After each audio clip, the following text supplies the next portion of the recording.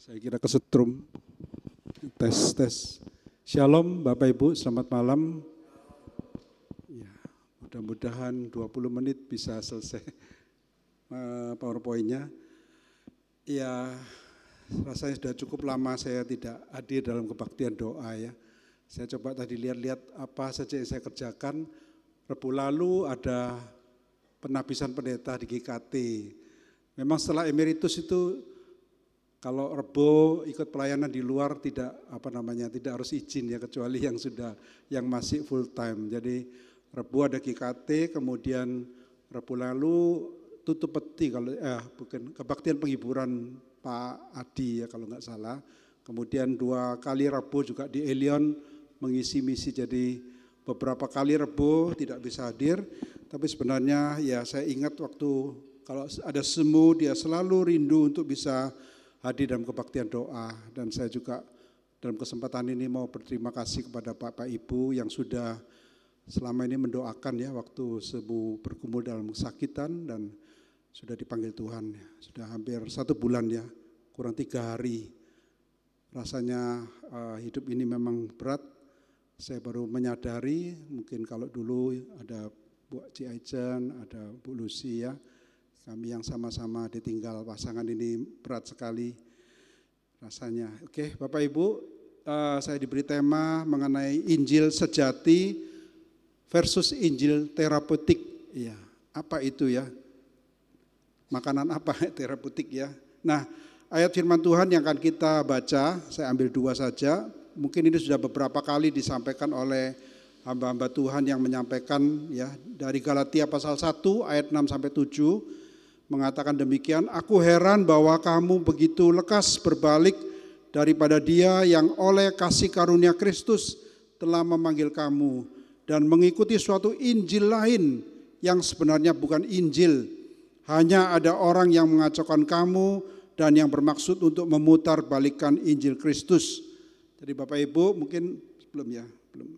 Jadi beberapa minggu Rabu lalu, mungkin Rabu yang akan datang dari Gembala memberikan tema untuk membahas mengenai Injil yang sejati versus Injil-Injil palsu lainnya. Ya, jadi ayat yang mendasari tentunya dari Galatia pasal 1 ayat 6 sampai dengan 7 atau sampai 8. Nah, ada satu ayat lagi yang akan saya baca untuk malam hari ini, terambil dari 2 Timotius pasal 4 ayat 2 sampai dengan 3 yang mengatakan demikian, beritakanlah firman, siap sedialah baik atau tidak baik waktunya, nyatakanlah apa yang salah, tegurlah dan nasihatilah dengan segala kesabaran dan pengajaran. Nah, yang saya blok ini cukup penting karena akan datang waktunya orang tidak dapat lagi menerima ajaran sehat, tetapi mereka akan mengumpulkan guru-guru menurut kehendaknya untuk memuaskan telinganya.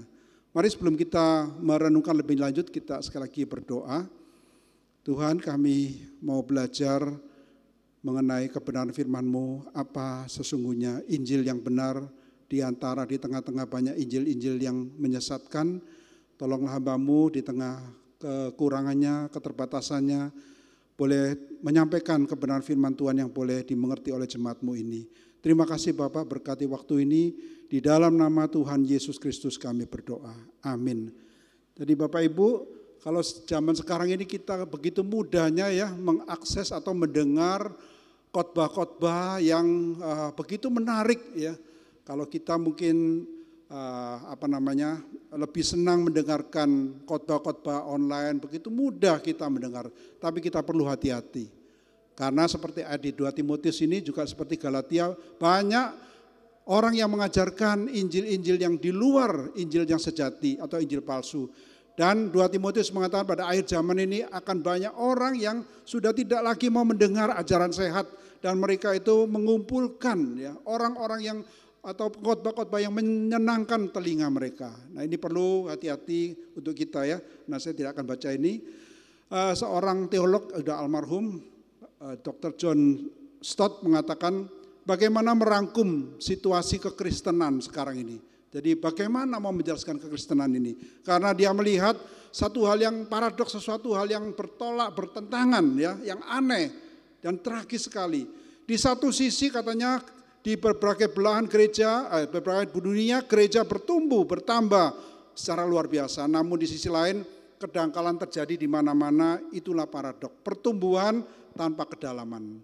Jadi Bapak Ibu, kita tentunya mengetahui ini ya, kalau sekarang itu gereja di mana-mana ada gereja. Di Surabaya aja sampai berbondong-bondong ya. Orang pergi ke gereja, bertambah jemaat, ada bukan lagi ratusan ribuan, bahkan ada puluhan ribu. Dan kalau di luar negeri juga seperti di Afrika dan sebagainya, gereja bertambah banyak jemaatnya, bertambah luas. Tetapi ternyata di sisi lain pengajarannya dangkal sekali. Mereka hanya memilih pengajaran-pengajaran yang menyenangkan hati, telinga mereka. Pertumbuhan ini dangkal sekali ya, jadi enggak mendalam. Nah, Bapak Ibu, kalau kita lihat apa sebenarnya Injil terapeutik ya. Kita lihat kalau Injil kita sudah tahu ya, Injil adalah kabar baik tentang dosa atau kejatuhan manusia dalam dosa, kemudian penebusan melalui kematian kebangkitan Kristus. Tapi terapeutik itu apa? Dari kata terapi ya, kita sering mendengar kata terapi. Jadi terapi artinya menyembuhkan, healing, menghilangkan rasa sakit. Jadi maksudnya Injil terapeutik adalah Injil yang bisa memberikan kesembuhan secara sepintas ya. Tapi Injil terapeutik ini sudah mendistorsi atau mengurangi, menyalahi Injil yang sebenarnya. Mendistorsi, mengacaukan. Dengan apa? Dengan cara apa? Dengan memakai ayat-ayat Alkitab tertentu untuk memberikan penghiburan, penyembuhan secara fisik, secara emosi, dan secara mental. Nah, apakah ini salah Bapak Ibu? Enggak salah ya. Pakai ayat-ayat untuk menghibur, menguatkan enggak salah. Tapi orang-orang yang menekankan Injil terapeutik ini selalu menekankan kasih Allah tetapi mengabaikan kekudusan Allah. Mengajarkan kasih Allah namun mengaburkan dosa dan karya penebusan Kristus. Nah ini salahnya di sini Bapak. Memakai ayat Alkitab untuk menghibur, menguatkan tidak apa-apa. Tapi jangan lupa bukan itu terus yang dipakai ya. Nanti kita akan melihat ya apalagi ya. Jadi harus ajarkan masalahnya, persoalannya itu apa yang dialami ya. Jadi Injil terapeutik ini seperti orang makan obat painkiller ya, yaitu apa? Menghilangkan rasa sakit, tetapi tidak menyembuhkan penyakitnya. Saya kalau ngomong painkiller, saya ingat semua ya. Kalau di waktu sakit dia disuruh makan painkiller itu kayak mau ribut dulu, mau gegeran dulu. Dia maunya cuma makan Panadol ya, padahal dikasih dokter Tramadol, dikasih dokter macam-macam dia nggak mau ya. Saya nggak tahu sampai dokter yang ngasihin juga heran. Kok kuat ini ya? Jadi painkiller itu hanya menghilangkan rasa sakit tapi tidak menyembuhkan. Nah, mungkin dia tidak mau makan itu khawatir ketergantungan ya. Jadi kalau tergantungan. Bapak Ibu, sama Injil terapeutik ini memberikan hilang rasa sakit. Tapi penyakitnya masih ada. Ya, jadi kalau kita sakit kepala, jangan gampang-gampang makan Panadol langsung hilang sakit kepalanya. Perhatikan apakah itu tensi kita. Mungkin tensi kita lagi naik. Jadi kalau tensi naik diantem Panadol terus ya bisa bahaya ya. Jadi kita harus menyembuhkan penyakitnya. Sama seperti orang pakai Injil terapeutik untuk menghibur, harus lihat masalahnya apa Bapak Ibu ya. Jadi Injil terapeutik sekali lagi menggeser doktrin God center atau berpusat pada Allah menjadi man center, berpusat pada manusia. Ya, jadi ajaran yang benar yaitu berpusat pada Kristus, berpusat pada Allah sudah pelan-pelan digeser berpusat pada manusia. Jadi manusia dapat bahagia katanya karena apa? Karena dikasih Allah. Seperti kedengarannya baik, benar ya. Kita sering kan mendengar, oh Allah mengasihi kamu karena kamu berharga, kamu dikasih Tuhan, itu baik. Tapi hati-hati, kalau keterusan itu terus menerus yang diajarkan, itu seperti painkiller tadi. Ya, kita tidak terasa berdosa. Kejatuhan, jadi kalau sebenarnya adalah kejatuhan, kata Injil terapeutik adalah kegagalan manusia mencapai potensi. Jadi kejatuhan manusia dalam dosa itu bukan karena manusia melawan Tuhan, memberontak. Tetapi karena kesalahan, kegagalan mencapai potensi. Seharusnya dia berpotensi tapi dia tidak bisa mencapai. Dosa kegagalan untuk mencapai kebahagiaan katanya. Ya, jadi karena dosa atau orang tidak bahagia ya, karena mungkin tidak bisa menyelesaikan dosa itu. Ya memang satu sisi kelihatan benar. Coba kita lihat berikutnya. Kematian Kristus itu mewariskan kepada kita satu kemampuan untuk bahagia. Memang Bapak Ibu, Kristus mati untuk kita, untuk menghapus dosa kita, hasilnya bahagia. Tapi penekanannya pada kematian Kristus itu membawa saya bisa bahagia. Jadi penekanannya pada hidup yang bahagia, potensial, hidup yang berpotensial ya. Kemudian gereja tujuannya apa? Gereja adalah untuk menolong, untuk orang memperoleh bahagia secara pribadi dan kepenuhan potensi diri. Nah, jadi itulah Bapak Ibu, sehingga dilakukan banyak gereja adalah untuk membuat jemaatnya itu mengalami, dia hidupnya bahagia, potensi. Ya. Jadi mengajarkan doktrin bahagia, doktrin yang senang, kemakmuran dan sebagainya. Sehingga tidak heran kalau gereja itu penuh karena pengajaran-pengajaran yang menyenangkan hati. Seperti dari 2 Timotius tadi. Tapi kalau gereja ngajaran dosa terus ya, takut ya. Berkurang, jemaatnya sepi gitu ya. Oke Bapak Ibu saya lanjutkan ya. Jadi ini terjadi kenapa? Karena budaya Amerika. Amerika itu menjadi satu impian ya. Budaya Amerika, makanya ada teologi kemakmuran juga dari sana. Macam-macam ajaran dari sana. Termasuk juga sekarang kita dengar Injil motivator ya. Gampang kita lihat sebentar aja orang khotbah singkat di TikTok, di macam-macam ya. Begitu cepat orang khotbah, begitu bagus sekali ajarannya mengenai moral, mengenai kebaikan, sehingga hanya memotivator, enggak ada firman Tuhan. Jadi kalau khotbah singkat enggak mau panjang-panjang karena enggak perlu bahas Alkitab, enggak perlu membahas firman Tuhan. Yang penting, oh iya betul, saya dikuatkan, saya disenangkan ya. Manusia berharga. Memang kalau firman Tuhan seperti, tapi penekanannya adalah manusia berharga karena itu Tuhan mati untuk kita. Nah ini terbalik ya. Jadi sebenarnya Tuhan mati untuk kita sehingga kita menjadi berharga. Bukan karena saya ini berharga, Tuhan mau mati untuk saya. Bukan, tapi karena Tuhannya. Jadi kembali Bapak Ibu, bukan God Center, bukan pusatnya pada Allah, tapi pusatnya kepada manusia. Ya, jadi ini perlu halus sekali Bapak Ibu ya. Jadi kesalahannya halus sekali kalau kita tidak hati-hati, kita menyukai dengan khotbah-khotbah yang demi hilanglah kita. Ya, kebenaran yang sesungguhnya, ajaran yang sejati, yang sehat hilang. Manusia harus membangun, ya ajaran mereka membangun self-esteem, harga diri, harus dibangun dan harus sukses. Nah karena itu kita tahu ya teologinya sukses, makmur sukses, harus bahagia. Gereja yakin hidup bahagia ada ya seperti itu ya. Jadi saya nggak tahu ajarannya terus bahagia ya. Jadi itulah kehendak Allah, manusia bahagia kehendak Allah, bukan menjelaskan mengenai dosa. Jadi Bapak Ibu jarang atau mungkin tidak pernah dikupas mengenai dosa manusia. Penyakitnya tidak diselesaikan, hanya dikasih painkiller, menyenangkan telinga, menyenangkan hati ya. Dosa sebenarnya menurut mereka adalah kesalahan manusia. Dalam arti apa? Manusia yang tidak bahagia. Bukan karena manusia itu berdosa karena melawan Allah. Bukan karena manusia jatuh dalam dosa.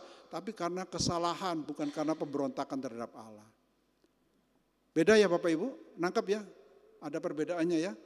Nah lalu apa sebenarnya yang mau dipenuhi kebutuhan daripada Injil terapeutik ini? Ya, ada beberapa, ada 5 Bapak Ibu ya. Yang ingin diajarkan adalah supaya saya ini ingin dicintai. Dicintai apa adanya.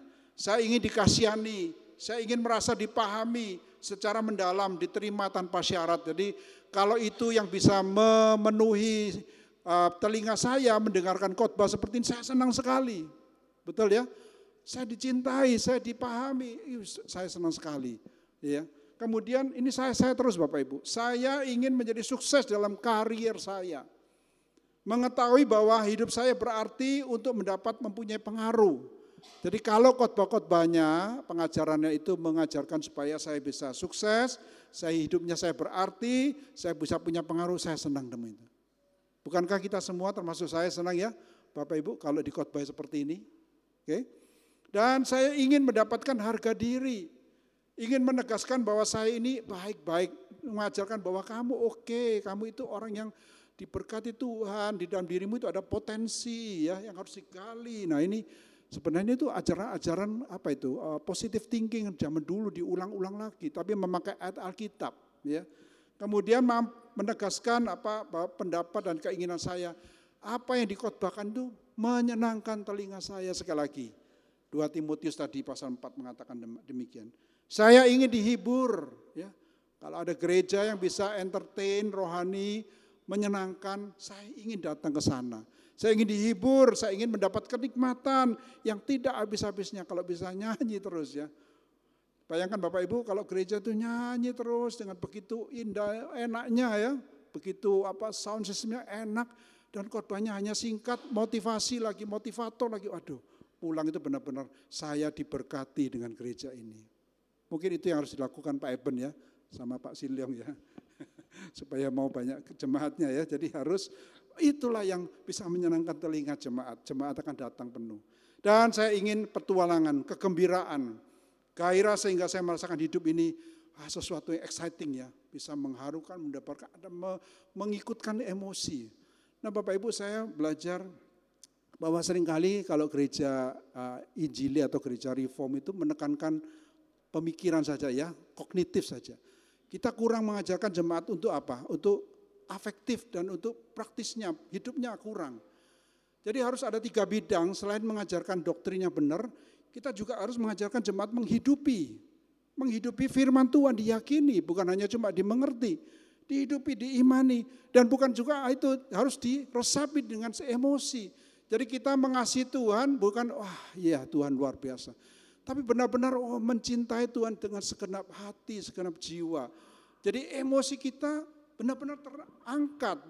Jadi tidak salah kalau kita menyanyi dengan emosi, enggak salah Bapak Ibu. Karena itu juga membangun rohani kita. Tapi kalau dingin-dingin ya cuma ini aja, seakan-akan Tuhan itu hanya mengerti di pikiran tapi enggak dihidupi. Itu kelemahan daripada kita. Kita perlu menekankan 3 hal ini Bapak Ibu. Jadi kritik terhadap Injil terapeutik ya, kritiknya yaitu reduksionisme, artinya mengurangi, mereduksi kekristenan menjadi hanya alat pemenuhan pribadi. Ya, jadi Injil terapeutik itu hanya menekankan pemenuhan pribadi, mengabaikan dimensi teologis dan spiritual yang lebih luas. Jadi mereka hanya menekankan pemenuhan pribadi, bukan mengajarkan teologi, bukan mengenal Allah yang benar. Bukan membawa spiritual rohani kita lebih bertumbuh, enggak. Cuma hanya memenuhi keinginan saja. Kemudian individualisme, sangat menekankan individu, pribadi. Fokusnya adalah penyembuhan pribadi, pengembangan pribadi, mengarahkan diri pada pemahaman iman yang individualistis. Jadi individualistis itu terlalu individu, terlalu pribadi. Penekanan pada kebahagiaan pribadi daripada tanggung jawab gereja, daripada tanggung jawab pelayanan, ya, terlalu individualis. Yang ketiga, pengabaian terhadap dosa dan penebusan. Jadi sekali lagi, Injil terapeutik itu menekan kebahagiaan, tapi mengabaikan dosa. Jadi mereka meremehkan pentingnya dosa. Enggak perlu dibahas dosa, itu hanya kesalahan, bisa diperbaiki. Dan tidak menekankan perlunya pertobatan, tidak menekankan perlunya penebusan dan rekonsiliasi dengan Allah. Allah itu baik kok ya. Allah akan memenuhi segala kebutuhan kita. Jadi enggak perlu rekonsiliasi. Kita bisa tetap hidup dalam dosa, enggak masalah Bapak Ibu. Bukannya mengatasi akar penyebab kehancuran manusia. Jadi enggak menyelesaikan akar penyebab kehancuran manusia. Tetapi dengan menawarkan solusi yang dangkal, yang tidak menjawab kebutuhan rohani yang sesungguhnya. Jadi hanya menyenangkan hati sesaat. Ada lagi Bapak Ibu, yaitu mereka sangat menekankan konsumerisme. Apa konsumerisme itu? Sekarang ini namanya zaman konsumerisme. Orang yang senang konsumeris ya. Jadi senang belanja-belanja, termasuk hal rohani juga senang belanja ya. Lihat, kalau Bapak Ibu lihat banyak orang yang senang dengarkan khotbah, banyak tiap hari khotbah, itu jangan dianggap dia pasti rohani, belum tentu. Dia mungkin lagi kebutuhan konsumerismenya, dia salurkan ke sana. Jadi konsumerisme dapat memenuhi sikap konsumerisme. Agama Kristen itu dipandang sebagai produk yang menguntungkan pribadi. Ya, jadi ada gereja-gereja yang memakai kekristenan itu untuk mencari keuntungan pribadi. Makanya Bapak Ibu ada orang yang bilang, "Cow apa sekarang paling enak?" Cow gereja. Ya. Cow gereja paling enak, sehingga ada pendeta yang anaknya sekolah dokter, nggak usah jadi dokter, dari pendeta aja teruskan gereja saya. Banyak penghasilannya. Waduh, jadi begitulah ya. Jadi bukan sebagai panggilan, tapi sebagai profesi. Bukan menjadikan murid yang penuh pengorbanan, ketaatan pada Kristus ini. Jadi gereja sudah nyimpang jauh. Ya, gereja bukan gereja kita ya, gereja sana loh ya. Kalau gereja kita masih baik kok ya Pak Sindong ya. Jadi kurangnya kedalaman teologis. Ya, jadi enggak mengajarkan teologi. Aduh, katanya mereka bilang kalau sudah kerja susah-susah capek-capek dari hari Senin sampai Sabtu, mbok jangan bahas-bahas teologi yang berat-berat gitu ya. Khotbah yang senang-senang, yang bisa menyenangkan ya, yang ringan-ringan, yang sesuai dengan kebutuhan. Nah, itu bahaya ya. Sesuai dengan kebutuhan itu apa? Terapeutik. Hanya mau menyembuhkan sesaat, bukan bicara mana akar permasalahan.